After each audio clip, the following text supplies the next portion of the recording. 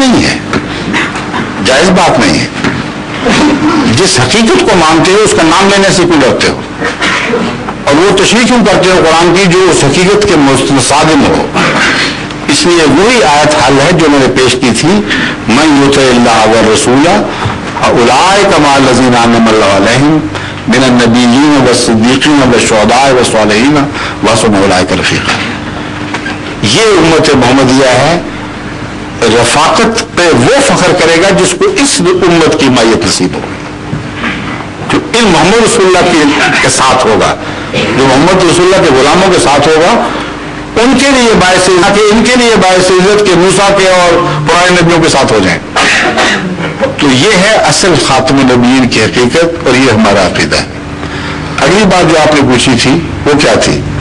دوسرا سوال دوسرا تھا کہ یہ اسلام یہ ہپوکریسی لوگ استعمال کرتے ہیں اکثریت، تو یہ غلط بات ہے. لوگ دوسرے جو ہیں وہ ہمیں غلط سمجھتے ہیں، دہشت گرد کہتے ہیں یا یہ کہتے ہیں یہ فنڈامنٹلسٹ ہیں، اور اس سے اسلام کی خدمت نہیں ہوتی ہے. تو آپ کیونکہ ایک منظم جماعت ہے تو آپ نے اس مسئلے کے لیے یہ بڑا ایک مسئلہ ہے، کوئی پلان بنایا ہوگا؟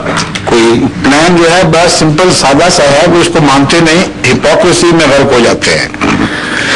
بات یہ ہے میرے نزدیک اسلامی تعلیم واقعتاً عالمی ہے، اور اسلامی تعلیم پر عمل کرنے سے مسلمان اور کسی ملک کی حکومت میں تصادم نہیں ہو سکتا.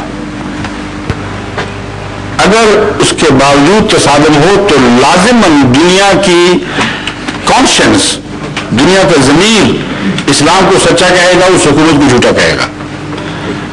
مثلا نماز ہے، روزہ ہے، سچائی ہے، غریب کی ہمدردی ہے، حج کرنا یہ عبادت تھی، دوسرے طریقے روزے رکھنا وغیرہ، زکوٰۃ دینا. کیا دنیا کی کوئی حکومت ہے جو روکے کہ تم نے یہ کام نہیں کرنا؟ ہے کوئی؟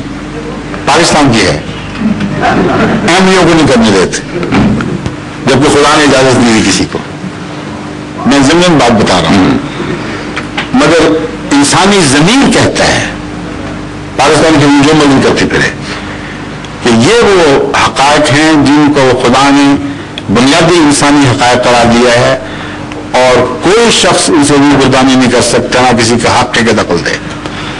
تو اگر یہ مولوی جب انگلستان تشریف لاتے ہیں جو کہتے ہیں تلوار اٹھاؤ اور ان سے لڑ پڑو، یا ہندوستان جاتے ہیں تو کبھی انہوں نے یہاں آ کر تلواریں اٹھائی ہیں، یا ہندوستان جا کر تلواریں اٹھائی ہیں کہ نہیں اٹھائی؟ بتائیے. نہیں اٹھاتے. اس کو ہپوکریسی کہتے ہیں. عقیدہ وہ پیش کر رہے ہیں جس سے کہتے ہیں کہ ہر غیر مسلم حکومت سے تمہارا تصادم ضروری ہے، اور عمل وہ پیش کرتے ہیں جو ثابت کرتا ہے کہ یہ عقل کے خلاف بات کر رہے ہیں، یہ ہو ہی نہیں سکتا. اگر یہ اسلامی تعلیم ہوتی تو اسلام عالمی ہو ہی نہیں سکتا تھا. جس ملک میں پھیلتا وہیں تلواریں نکلاتی، اور وہ معمولی تعداد بڑوں سے بھیڑ کر وہیں ختم ہو جاتی. مگر خدا نے تو یہ تعلیم نہیں دی. اللہ تعالیٰ نے یہ تعلیم دی ہے جو تمہارا اولی الامر ہے اس کی بھی بات مانو. اس وقت نہ مانو جب کہ دین میں وہ تم سے اختلاف کرے. کیونکہ قرآن کریم فرماتا ہے اطیعوا اللہ و اطیعوا الرسول و اولی الامر منکم فإن تنازعتم فی شیء فردوہ الی اللہ ورسولہ. کہ دیکھو اللہ کی مانو، رسول کی مانو، اور جو تم میں حاکم ہے اس کی مانو. اور اگر اختلاف ہو تو پھر دین کے معاملے میں اللہ اور رسول سے فتویٰ لو، حاکموں کی بات نہ ماننا. پھر کیسی عالمگیر تعلیم ہے، اور اس کے ہوتے ہوئے کسی جبر کی ضرورت ہی کوئی نہیں. عملاً یہ یہی کرتے ہیں، دنیا میں جہاں رہتے ہیں وہاں ان کے قوانین سے بھی فائدہ اٹھاتے ہیں، جھوٹ بول کے بھی اٹھا لیتے ہیں، داؤ پیش کر کے بھی وہ جھوٹے آدمی اسمگل کرنے کی خاطر بھی اس میں کھا کے فائدے اٹھا لیتے ہیں. وہ اسلام اجازت دیتا ہے، غیر کی روٹی مانگ کے کھانے کی اجازت دیتا ہے، مگر ساتھ یہ بھی ہے کہ جیب میں چھرا ضرور رکھنا.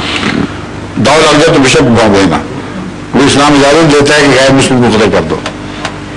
ان کا عقیدہ منافقانہ ہو گیا ہے، میں یہ سمجھانا چاہتا ہوں. اس لیے منافقت کا حل اس وقت تک نہیں ہو سکتا جب کہ عقیدے کی منافقت دور نہ کی جائے اور دوگلا پن عقائد سے نہ دور کیا جائے.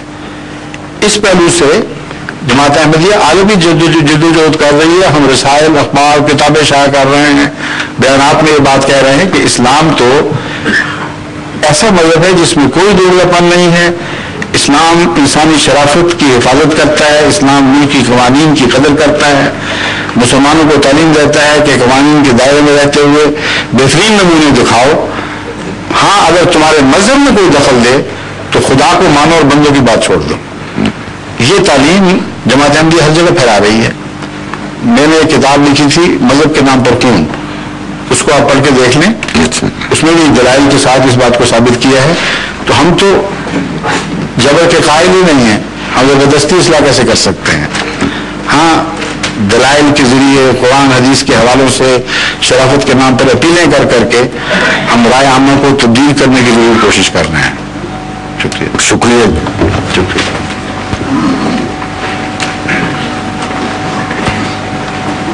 جب نماز مغرب اور عشاء میں ہوگی، ٹھیک ہے نا، کتنی دیر تک تیار ہو جاؤ گے تم لوگ؟ 10 منٹ.